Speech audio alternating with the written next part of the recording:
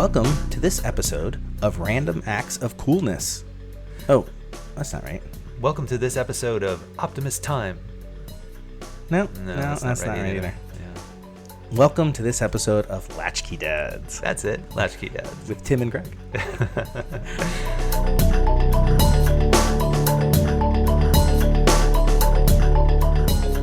So, in this episode, we thought it would be fun to go back and talk a little bit about some of the names that we had come up with prior to landing on Latch-Key Dads. Yeah, when we originally had come up with this idea over dinner, we said, let's start a podcast, and we started going back and forth with some options for our name, and we wrote them down because, we're nerdy, and we're going to share them now with you. Right, so the first one that Greg had mentioned was Random Acts of Coolness, which, we occasionally have those moments, right? At least we think so, right? And that was, according to my notes, that was one of the finalists. Yeah, definitely. Yeah.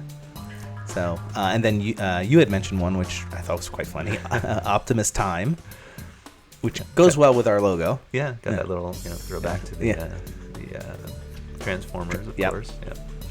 Generation 1. And then some of the other ones that we had talked about, there was the New Radicals back in the day, and we were going to be the Old Radicals. I wasn't sure. I always wanted to ask you about this one. Spaceball 46, is that just our age? Yeah. Like instead of Spaceball 1, Spaceball 46. Exactly. Okay. Yeah. And then it didn't really work because we both still have our hair. I don't know how long that'll last, but we do at the moment. But Spacebald was another option that we had entertained. I like this one. This was Real American Zeros, based off of that brief TV show Real American Hero, which was a funny show. Yeah.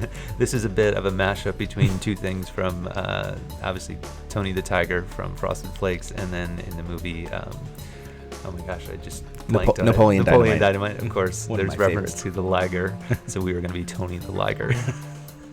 Which is funny, but we weren't sure about that. And then continuing with the Frosted Flakes theme here was Frosted Takes, which I thought was pretty good. Yeah, but if we were doing like sports coverage and stuff like that, maybe it would have worked a little better. Yeah. The next one, there was, I'd seen something about how one of the early sort of ways that Facebook would approach things was to move fast and break stuff. I don't know if that was them specifically, or if that's just another phrase that has gotten thrown around. So we were going to move slow and fix stuff. Eventually. Yeah. This one was good. Crash Test Daddies. Yeah, right? I like that one. This one is just life at 46. It just seemed appropriate. Injured while sleeping. My second favorite. Like, it could have easily been, instead of Latch-Key Dads, it could have easily been Welcome to Injured While Sleeping with Tim and Greg. Just so funny and so true as you get older. Just today, actually, I woke up and my neck hurts. I didn't do anything. Exactly. The next one was Datitude. Very cool. Yeah, but I think I'd seen there was some other Datitude out there in the world, so we wanted to be very, we wanted to be our own entity and something new and fresh. Yeah. And then the last idea, which is a really good one, we just talked about this the other day, Garbage Pail Dads. Could have easily been us. Could have easily been us, but I think we went with the good choice there. Solid choice, Latch-Key Dads. Yeah, I love it. Yeah, it's good. It looks really good on a keychain, which you can find at latchkeydads.com. That's right.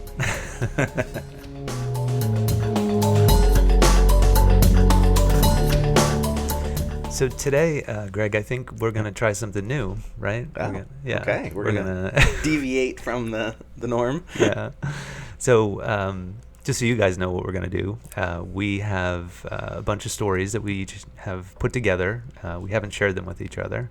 And so we're going to pick numbers and tell you one of those stories, and then, hopefully it'll be entertaining for you, and we'll see how it goes. Right. We'll Sound see. Good? Yeah. All right. So Greg's going to go first and pick a number and share a story. All right. Here we go, listeners. Thanks for sticking with it. Let's see how it rolls. And I got number 1. Nice. Okay. Nice. Well, that is so funny because I've got something queued up to kind of go with this. Just very random story. So I had mentioned previously that we had an above ground pool. I don't know if we talked about that in summer vacation. Summer we only vacation. had it for like a couple of years, and I at the same time I would love watching the show Fall Guy. Of course, if you know that show. And I was in the pool, and it was only 5 feet tall, but you're singing the song and you're doing things. So if you're not familiar with the song, well, I'm not the kind to kiss and tell, but I've been seen with fire up. I've never been with anything less than a 9. So fine, I've been on fire with. So I'm singing the song as I'm getting out of the pool, and acting all like stuntman stuff, and I hit the top part of the ladder, the top foot of the ladder, and it wasn't tight, and it just rolled backwards, and I fell off of the ladder onto the concrete blocks, that you're supposed to wipe your feet so you're not stepping in grass, and I fell flat on my back, smacking my head on the concrete, and it was just like a movie. Like I remember looking up, and like like in every single movie the world is hazy, and then it kind of comes into focus. It was just like that, and my mom comes running over, and I'm bleeding like a stuck pig. Like the blood is just pouring, and I didn't know I was bleeding at first. I was like, I got up and I'm like, okay, and then my mom's like, are you okay? I'm like, yeah, I'm okay. And then I go, because I could see the look in her face as she was like freaking out, and I say, am I bleeding? And I put my hand back there, and I just started. The waterworks came. I'm screaming, I'm crying, and I had to go to the doctor's office. Sure. Checked. I don't even know if they checked for concussions back then. I don't know, but I did have to get a series of stitches in the back of my head. So that was my first foray into stitches. Nice. I must have been like 9, 10. I don't even know how old I was. But I think I got my first stitches. I think I was 4. Oh, okay. You beat me by a couple of years. Yeah. I think in an earlier episode I talked about how I would lead with my head when I would fall as a child, and so that was the tricycle incident where I tried to drive over a rock and just face first into the road and split open my forehead. The road one. Huh? Yeah, couple stitches there. How many stitches? Just a couple? I think maybe 4 or 5. Oh, okay. Like that, yeah. I think I had like 8 or 9. Yeah. Nice. Good memories, right? Yeah, good times. So you want to impart us with some Tim history? All right, we'll pick a number here. All right, number 5. Okay, this is under the heading of baby stories. Oh, okay. Being that both of us had twins, and the chaos that ensues with changing diapers and all that goes along life with changing. Yeah, and changing being very appropriate because when ours were little, I was still working out of the house, and so I just ended up having a changing station right next to my laptop on our dining room table because it was we're literally changing diapers. Like it seemed like every 15 minutes one of them was up in ready for a pit stop, and so. I won't say which one of the kids because I don't want to embarrass either one of them. I'll just say Good one call. of them, was up on the station, and I was, doing my best. I was pretty quick at the diaper changing, as we got into it a little more, and so there was a point where I'm mid change, and let's just say one of them wasn't finished, so I became a catcher, and I caught a poop. And so that was just one of those random. There were so many things that happen when the kids are little, and a lot of it's gross. But it's amazing how before you have twins, like changing diapers and vomit and all of that is just so gross and so disgusting. Yeah. But when it's your kid, you just kind of step up and do it without like a second thought. Yeah, like you catching just roll poop. with it. Yeah, it was like, all right, well that happened. Move on, right? Yeah. That's not a lengthy story, but it was catching a poop. It's just every ridiculous. dad has something very similar. I would think to that kind of story. Yeah. Right? You're completely unaware, and oh man, I remember the twins are both boys, you learn very quickly. You leave the diaper on them. Yeah. After you undo it while you get the next one ready. Yeah. Yeah. Because you'll get hit in the face, a little spray. Yeah. Well, on that note. What's your next story? I gotta mix these up a little bit better. That's that 2. That's 2. Well, yeah, no, that's not good. All right, here we go. Oh, okay. Number 6.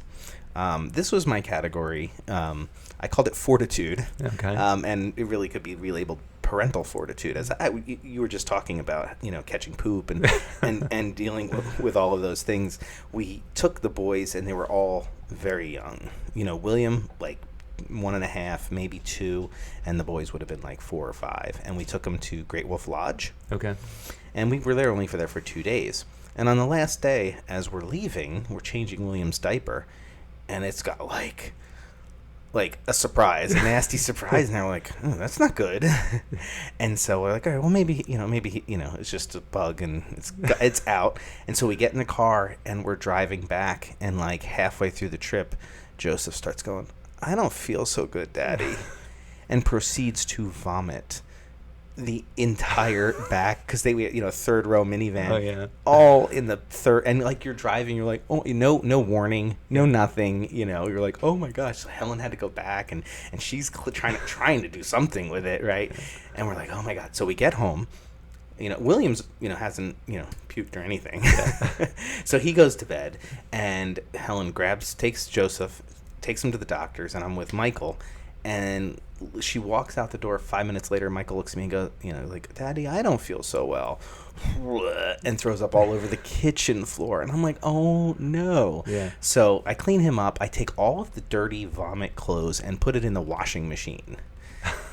Meanwhile, we're dealing with sick kids. Yeah. And I turn the washing machine on, and we go about what we're doing. And then like the next day, I'm like, I look in the washing machine, like it's like stinks. Like, what's going on? It didn't finish the cycle. Yeah. The washing machine broke. Oh. And it's filled with vomit water. And we're on the washing machine was on the second floor, not the first floor.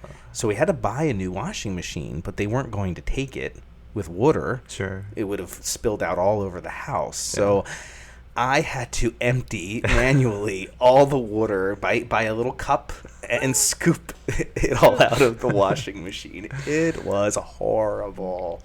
It was bad. Yeah, no, it was bad. But it Neil's nerves of steel, right? Yeah, Tim? that fortitude. You leveled up a couple of notches on that one. Yeah. My dad XP went up a little bit. Oh, well, I don't envy you that. I mean, I've certainly experienced some things in the same range as that, but yeah, the scooping out the the washing machine, that's next level right there. Yeah, it was bad. I think you're up. All right, let's see. Story number 2 is story number 1. Oh, okay. All right, here we go. So this falls under the category of college mishaps. Oh, okay.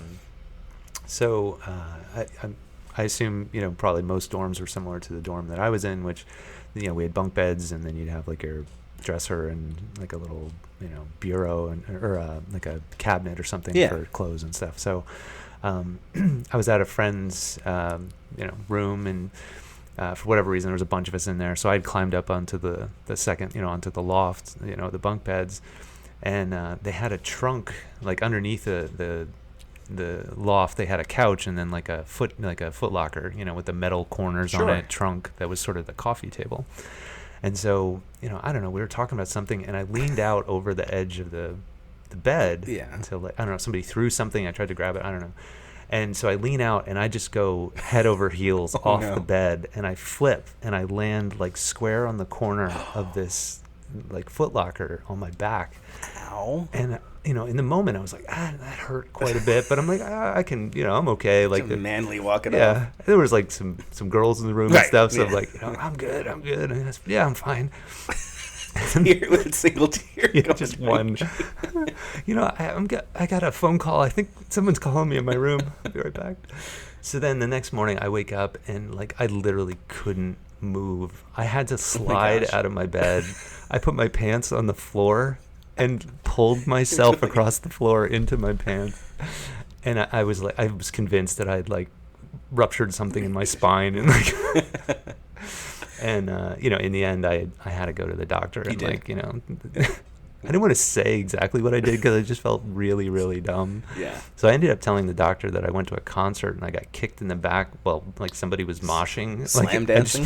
I just made up a story because I was like so embarrassed by the fact that I fell out of a loft, and like I wasn't allowed to get bunk beds as a kid because my parents were afraid I was going to fall out. Here I am, like 21 years or 19 years old, and I fall out of a bunk and nearly break my back. So. Wow. Was it just bruising? Yeah, I just bruised some, some.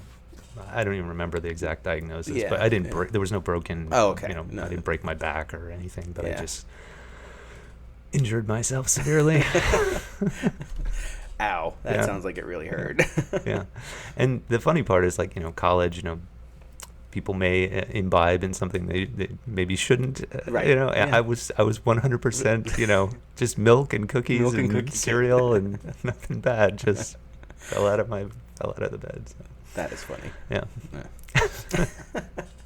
Well, good thing you wasn't more serious. Yeah. Did you break the trunk? No, the trunk. I mean, they were made of like cardboard. I think, like the sides and top and everything. It was just the metal, and I hit it right on the strongest part. Didn't damage that at all. Just damaged myself. It would have been much cooler if you did like a WWE move and just like flattened.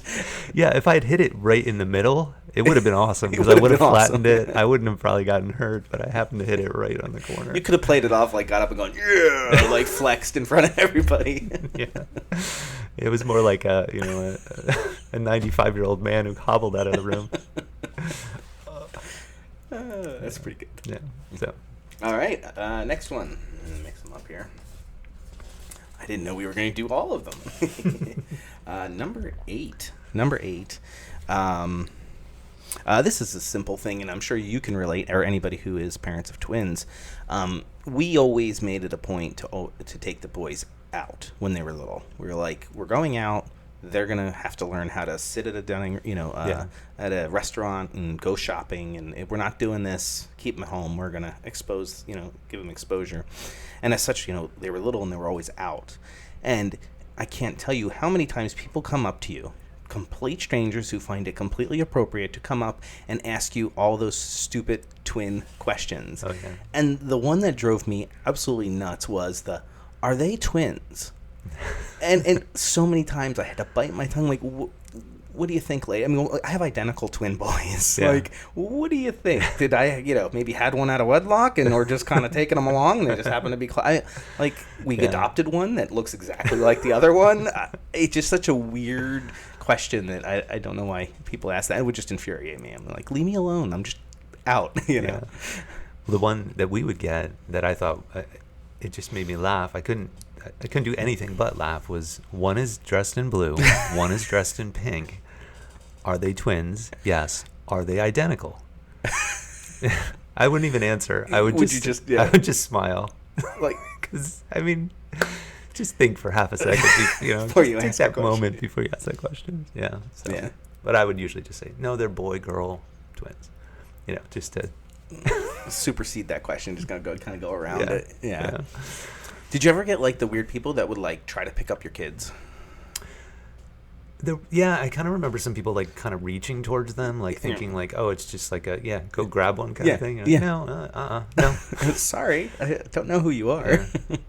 We had the Bob stroller, the like jogging stroller. Yeah. So it was the double wide. Yeah. But it had great turning radius. So if somebody was like, getting a little weird, you could just take a quick pivot and 180 yourself out of there. Yeah.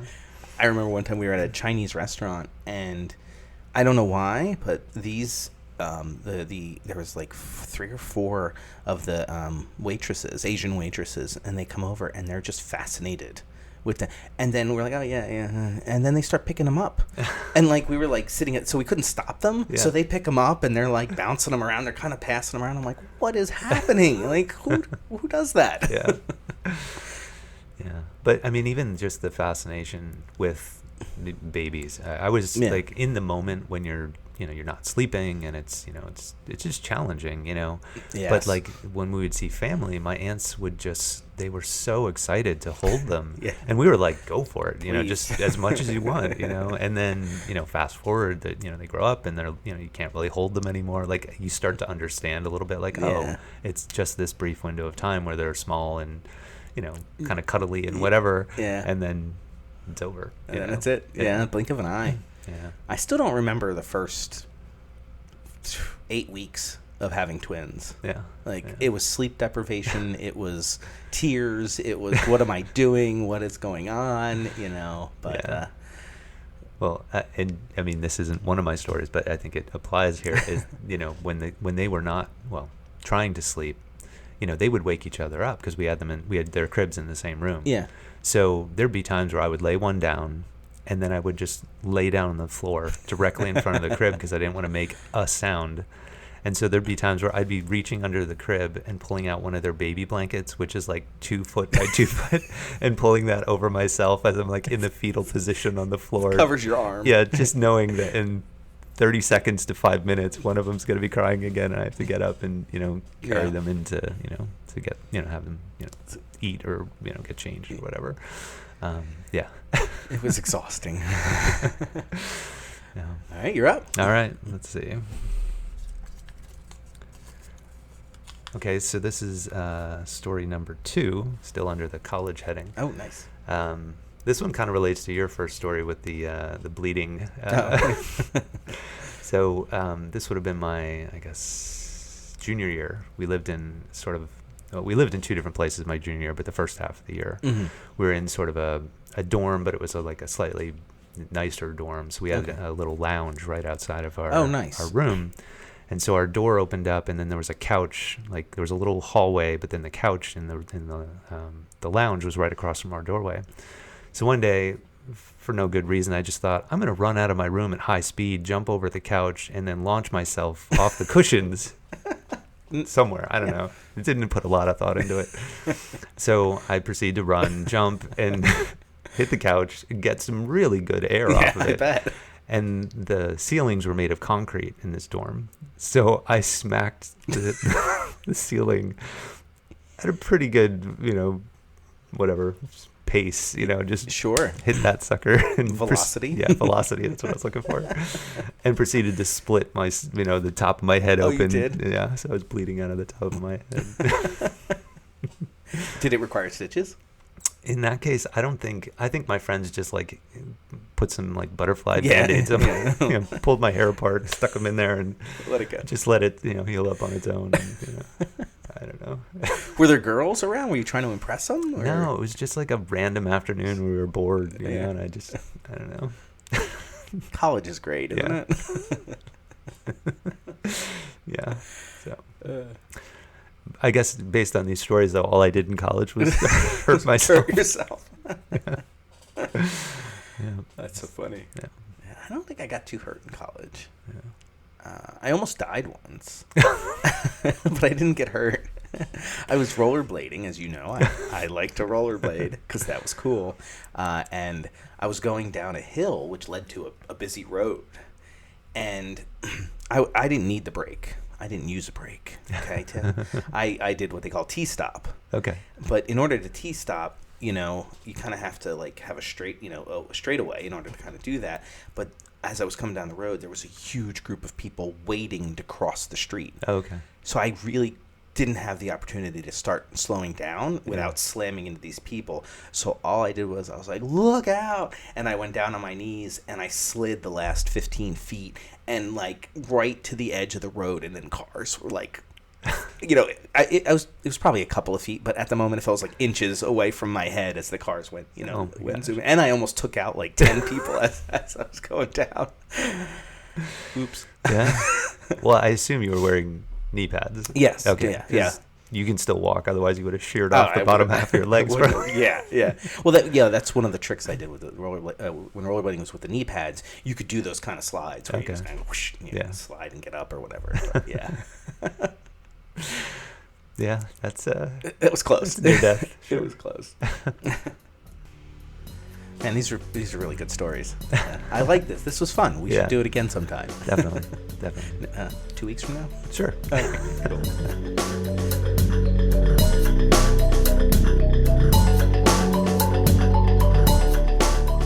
Hey, Tim. Hey, Greg. I thought it would be fun to play another game today. All right. Sounds good. I really enjoyed our MBA game last time. I thought maybe we could do that again. You up for it? I'm ready to lose again. Let's do it. All right.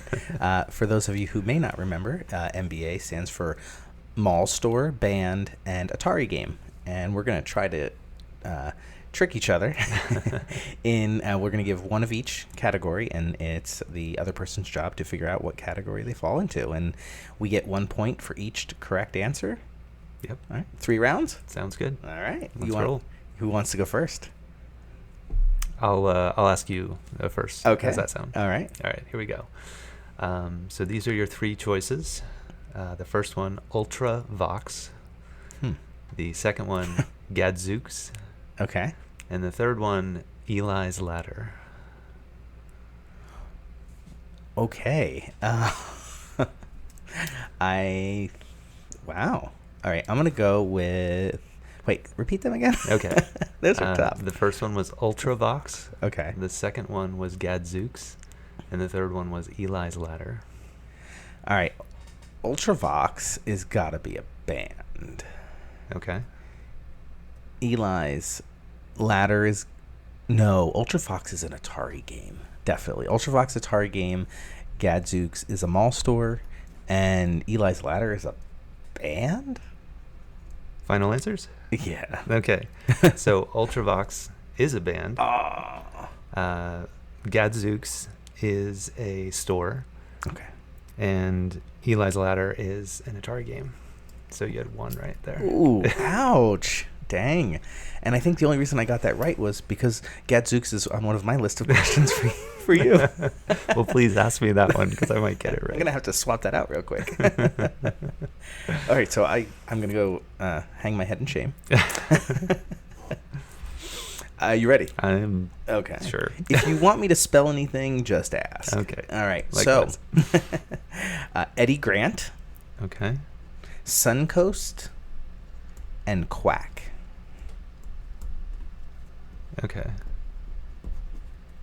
I'm going to say that I'm going to go 100% on this one. 100%? Suncoast is a store. Okay. Maybe. Right. I'll probably get all 3 wrong like I usually do. I'm going to say Eddie Grant is the band and Quack is the Atari game. Nicely done. Yes. Right. 3 for 3. All right. I'm going to give that one a star. Yes. Right there. I'm gonna make an angry, sad face next to my number 1. Okay. Are you ready for round 2? I hope so. All right. Here we go.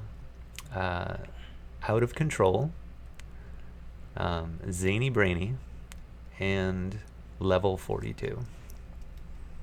Okay, Zany Brainy is a mall store. Okay. And that left Out of Control and Level 42. Level 42. Out of Control, I'm going to say, is a band, and Level 42 is a game. But I think I have those wrong. Okay, so Level 42 is a band. Dang it. Zany Brainy was the mall store. Yeah. And that leaves Out of Control as an Atari game. Dude. I'm so bad. This isn't as fun as it was last time. Well, you won last time. All right, so I need you to vamp for 3 seconds while I swap something out over here. All right. Do do do do do do do. I have to say though, some of these Atari games, when you start looking into it, like there's obviously all the classic names that people know, but then if you start digging down, some of the obscure games, there are some really weird random names for some of these games. So. Yes, and they don't really, they're just obscure and yeah. Okay, are you ready? All right, yeah, let's go. All right, so number 1, Orbit. Okay. Number 2, The Wild Pair. Okay. And number 3, Cutting Crew. Cutting Crew. Okay. Oof. All right, I'm going to go Cutting Crew is the band. Orbit is the mall store, and Wild Pair is the Atari game.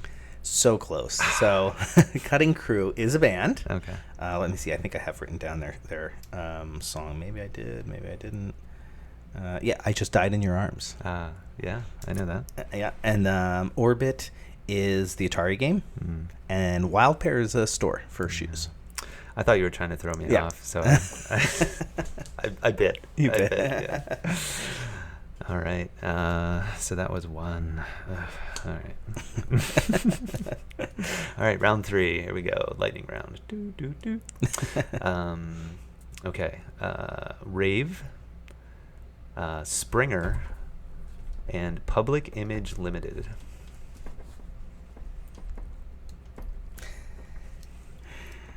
All right, so the Public Image Limited, it's just so obviously a store, but I think you're trying to trick me, Tim, because Rave could be a store too. So I think I'm going Springer Game, Okay. Public Image Limited, and Rave. So that's the game. I'm going to go, band is,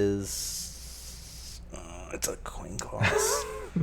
No, I'm going to go with my gut. Band is Rave, and Public Image, no, Tim, you're tricking me. Rave is the mall store, and Public Image Limited is the band. All right, there it is. There's that 3 for 3 we're looking for, Greg. All right. I feel so much better now. Vindicated. All right. This is it right here. it. This is we might have to go to a lightning round for a tie if that's if true. I can only manage one. All right, number 1, Experience Unlimited. Ooh, all right. Number 2, Touch Me. Okay. And number 3, Tom McCann. Ooh, all right. All right. Well, I'm gonna go with the 100% guarantee again on the Tom McCann being the mall store.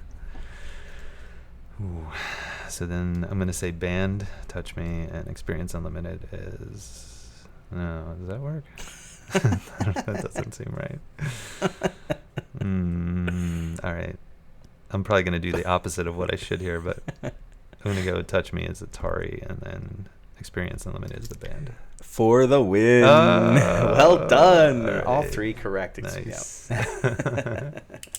Why would there be a Atari game called Touch Me is the question. Many questions. So no. And there's many unanswered on this podcast. Because we're not looking it up. That's right.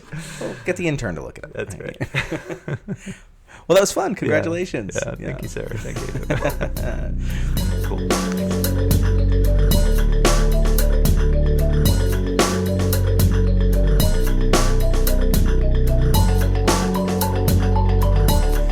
Hey, Greg. So in this episode, there's not a whole lot that we can add to our report card, unless, of course, some of our old college buddies or possibly your mom wants to write in and refute any of our stories.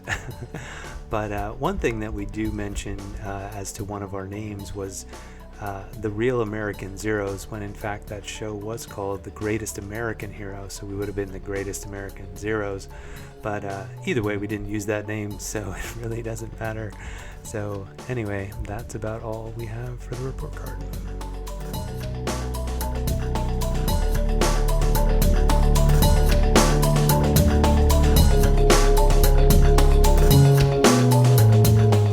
Tim, did you know that listeners should like, review, and subscribe to the Latch-Key Dads podcast?